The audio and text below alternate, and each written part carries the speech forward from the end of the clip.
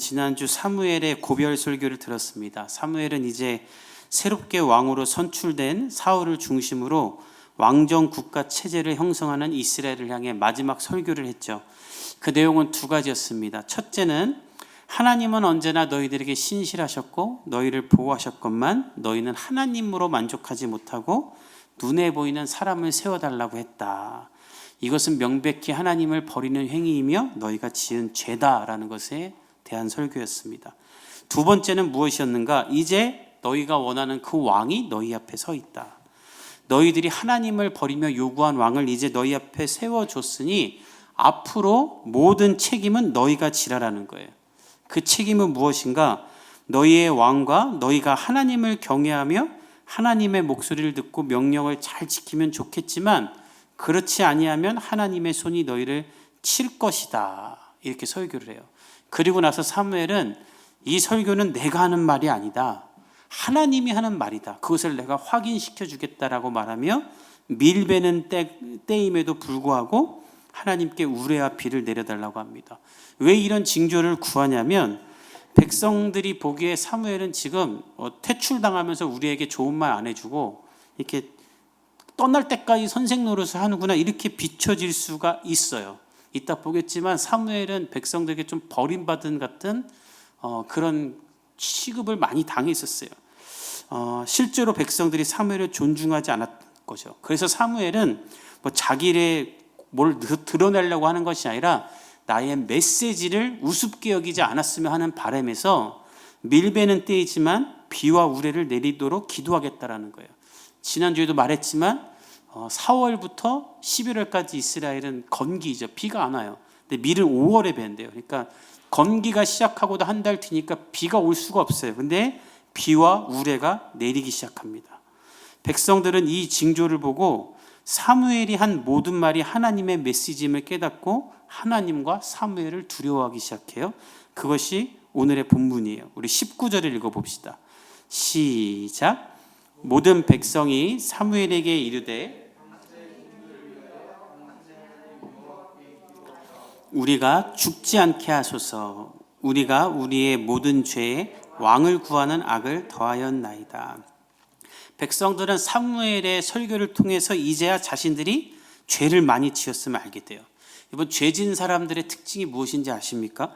이 죄라는 것이 누군가 생각과 마음을 가리기 때문에 죄가 죄인 줄 모르고 양심이 없는 거예요. 지난주에 한 뉴스를 봤는데 한 큰 아파트 단지에서 이제 자동차에 그 왜 주차봉 올라가는 카드 있잖아요. 그거 없으면 이제 주차봉을 안 열어주겠다라고 오랫동안 공지를 하고 시행을 했대요.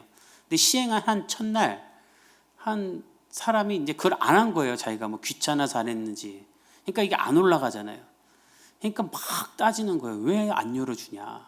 그러니까 경비실에서 안 하기로 마을 사람들이 다 했으니까 어떻게 절차를 지금 밟으셔갖고 차 위에 올려놓으십시오 했더니 안 듣고 내 집인데 주차봉 안 열어놨다고 그 앞에다가 차를 세워두고 그냥 가버렸어요. 몇 시간 동안. 그러니까 다행히 이제 한 라인이 더 있어서 글로 다니는데 그 큰 단지에 하나를 막아놓으니 얼마나 불편했겠어요. 그러니까 사람들이 포스트잇을 붙여놓은 거예요. 왜 이렇게 하십니까? 이건 민폐입니다. 당신은 잘못됐습니다. 그 차가 포스트잇으로 덮였어요. 그러니까 우리나라 사람들 참 착해요, 그죠? 그렇게 나쁜 짓 했는데 포스트잇으로 차 기스날까봐. 근데 그러고도 안 빼니까 화난 마을 그 아파트 주민 두 사람이 그 차 못 빼도록 앞에다 하나 주차, 뒤에다 하나 주차하고 못 빼도록 했어요. 그리고 14시간 동안 그렇게 해놨어요.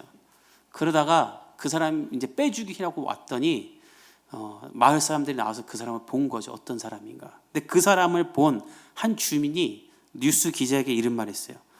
저 사람 얼굴도 보고 하는 말도 들었는데 전혀 잘못했다는 생각이 없는 사람입니다. 아직까지도. 아파트 주민들이 이렇게 많이 나와서 뭐라고 하는데도 잘못했다는 생각이 없어요. 그러니까 저런 짓을 하겠죠. 이게 인터뷰였어요. 죄를 저지르는 사람들은 그래요. 여러분, 푸틴이 지금 왜 전쟁을 일으킵니까? 이 사람은 지금 자신이 잘못한다는 생각이 없어요. 수많은 사람들을 죽이고 수많은 사람들을 과부를 만들고 고아를 만들고 이게 안 보이는 거예요. 아이들이 여러분 보셨죠? 뉴스에서 아빠를 전쟁터에 내보내고 기차 타고 가는 아이. 이런 게 지금 그 사람 눈에는 안 보이는 거예요. 그 사람은 눈은 다 가려졌어요. 죄로 말미암아. 그리고 우리는 전쟁을 일으킬 수밖에 없는 타당한 분명한 이유가 있다는 소리만 하고 있죠. 그리고 어저께인가요? 스웨덴과 핀란드에게도 너희도 나토 가입하면 우리가 전쟁 일으키겠다. 또 이런 소리를 하고 있어요. 악을 저지르는 사람의 특징, 죄를 지으면서 죄를 지은 줄 모릅니다. 이스라엘 백성들도 그랬던 거예요. 근데 그런 이스라엘의 백성들의 죄에 대한 자각을 사무엘이 깨우게 한 거예요. 저는 이런 지도자가 이 땅 가운데 나타나기를 축복하고 여러분이 이런 지도자 되기를 간절히 축복합니다. 다윗의 죄를 깨우쳤던 나단 선지자 같은 사람. 그래서 사무엘로 말미암아 사람들은 회개하게 돼요. 우리 주변에도 이런 사람들이 있어야 돼요. 여러분 주변에 그냥 듣기 좋은 말만 해주고 아첨해 주는 사람만 있는 것이 아니라 내가 하나님 앞에 잘못했을 때 나의 잘못을 지적해 주고 나를 인도해 줄 사람이 있어야 돼요. 이제 나이가 들고 할수록 서로 부담되기 때문에 좋은 말만 해요. 그냥 교회 안에서 전 여러분이 여러분을 서로 사랑하는 마음으로 하나님의 말을 말해줄 수 있는 그런 진정한 사랑이 있을 수 있기를 간절히 축복합니다. 또한 기억할 것이 있어요. 예배 드리는 중에 하나님이 직접 나에 대한 죄를 드러내는 것을 우리가 봐야 돼요. 그래야 우리가 회개하고 소멸할 수 있죠. 그 죄를.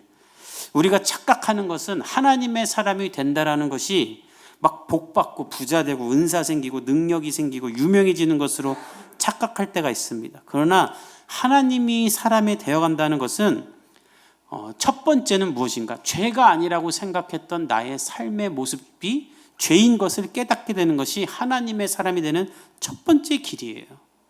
내가 하고 있는 것이 이게 죄였구나.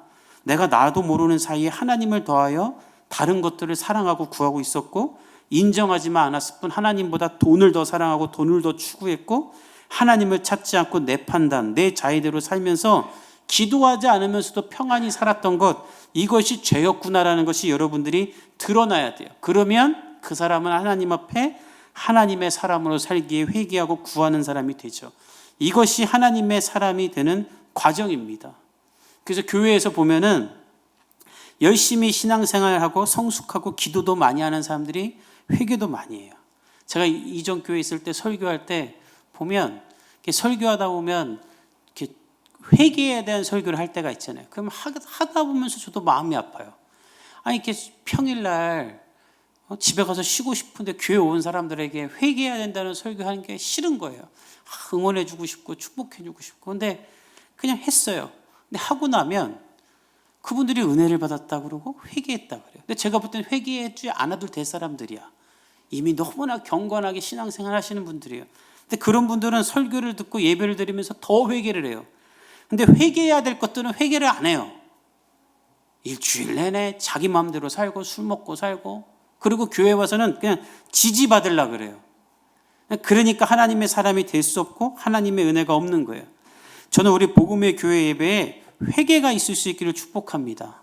저나 여러분이나 예배 가운데 하나님 앞에 나가기에 부족한 내 모습이 여기서 보여야 되고 내 눈을 가리고 있던 죄가 드러나야 되는 거예요.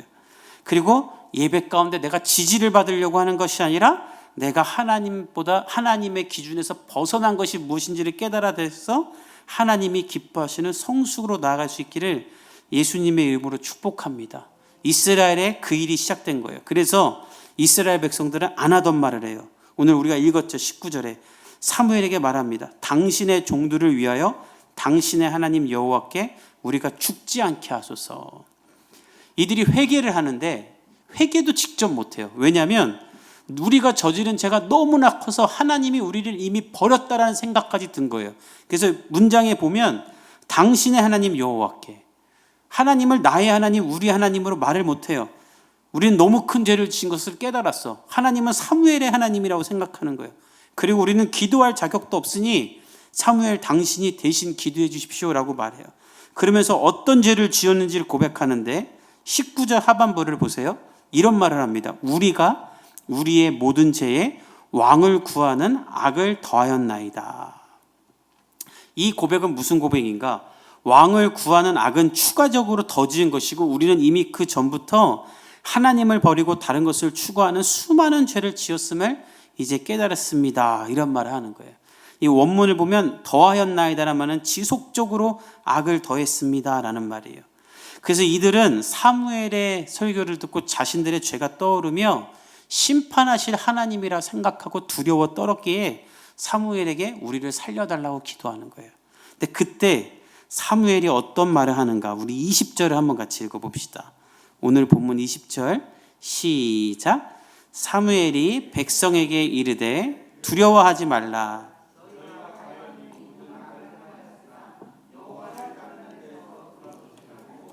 오직 너희의 마음을 다하여 여호와를 섬기라. 우리는 죽을 것 같아서 이제 사무엘에게 살려달라고 얘기하는데 사무엘은 첫 번째 말이 무엇인가?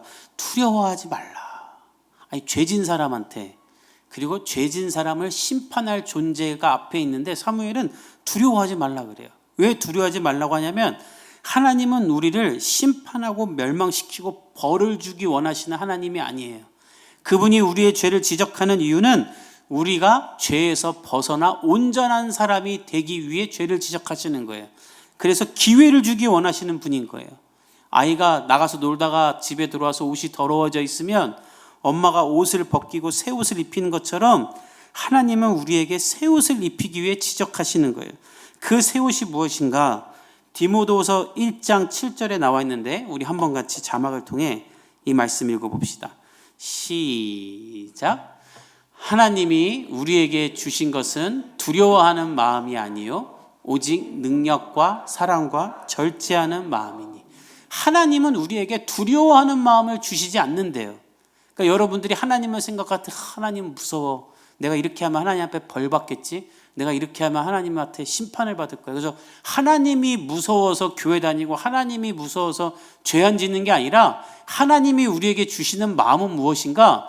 능력과 사랑과 절제하는 마음을 주셔서 우리가 스스로 죄를 짓지 않는 하나님이 기뻐하시는 존재가 되기를 원하신다라는 거예요. 사무엘은 이 말을 지금 백성들에게 하는 거예요.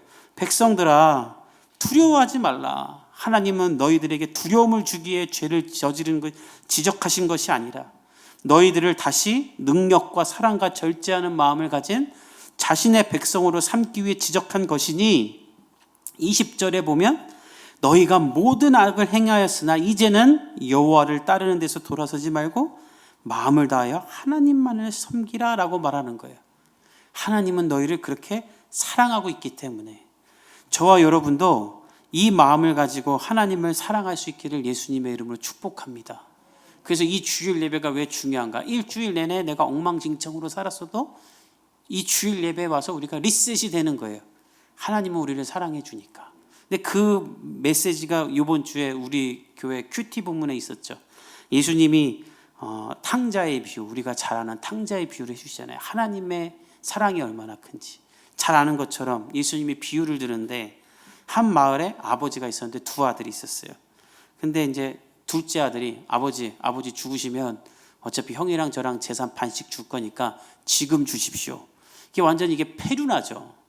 아버지가 살아있는데 아버지 재산 반 달라고. 근데 이 사람이 뭐 하고 싶은 사업이 있거나 뭐 유학을 가고 싶거나 해가지고 원대한 꿈을 가지고 비전을 실현하기 위해 재산을 좀 달라고. 투자라는 것이 아니라 그냥 나가서 흥청망청 놀고 싶어서 돈 달라는 거예요.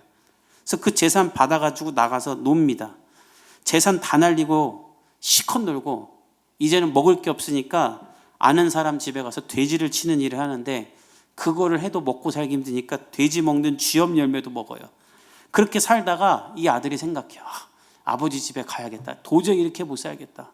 가서 저는 아버지 볼 염치가 없으니 그냥 아버지 종이라 생각하고, 아버지 종 엄청 많잖아요. 그 중에 하나로 나를 여겨주시고 그냥 일이라고 하고 먹고 살게 해주십시오.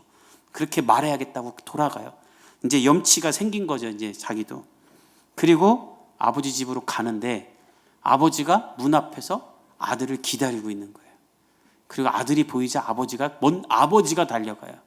아들은 아버지한테 갈 염치가 없어요. 그리고 아버지가 그를 안아줘요.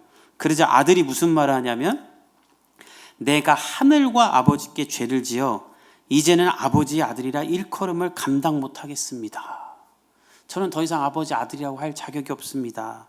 그냥 종 중에 하나로 쓰면서 밥이라도 먹여주십시오 해요. 근데 그때 아버지가 어떻게 하는가? 아무 대꾸도 안 하고 다른 종들에게 말해서 제일 좋은 옷 갖고 와라, 가락지를 끼워라, 신을 씻겨라. 그 다음 이런 말을 해요. 살찐 송아지를 잡고 먹고 즐기자. 아버지는 이 아들에게 너 내 돈 어떻게 썼냐, 뭐 하다 하냐, 아무것도 안 물어봐요. 아버지는 그저 이 아들이 온 게 너무 좋은 거예요. 우리 하나님도 여러분이 이 자리에서 하나님을 예배하러 온 것만으로도 너무나 기뻐하시고 감사하는 하나님인 줄 믿습니다. 하나님은 우리의 과거를 묻잖아요. 너 왜 한 주간 그따위로 살다 와서 맨날 너는 그러고 있냐? 너 왜 내가 도와준데도 그 모양이냐? 그러지 않으세요. 하나님은 그저 우리를 기뻐하시고 우리에게 다시 능력과 사랑과 절제하는 마음을 주기 원하시는 크고 위대하신 우리를 사랑하는 하나님인 줄 믿습니다. 그래서 사무엘은 말하는 거예요. 그 위대한 사랑, 너희를 향한 하나님의 마음이 여기에 있으니 이제는 너희는 마음을 다해 하나님만을 섬기라는 거예요. 근데 이 20절에 여호와를 섬기라, 이 앞에 여러분들 적을 수 있으면 꼭 다 적으세요. 뭐 핸드폰으로도 적을 수 있으면 원문을 보면 영원하신이란 단어가 있어요. 그러니까 사무엘은 오직 너희는 마음을 다해 영원하신 하나님을 섬기라 라고 말한 거예요. 이 영원하다는 말이 왜 중요하냐면 21절 때문이에요. 우리 21절 한번 읽어봅시다. 시작. 돌아서서 유익하게도 못하며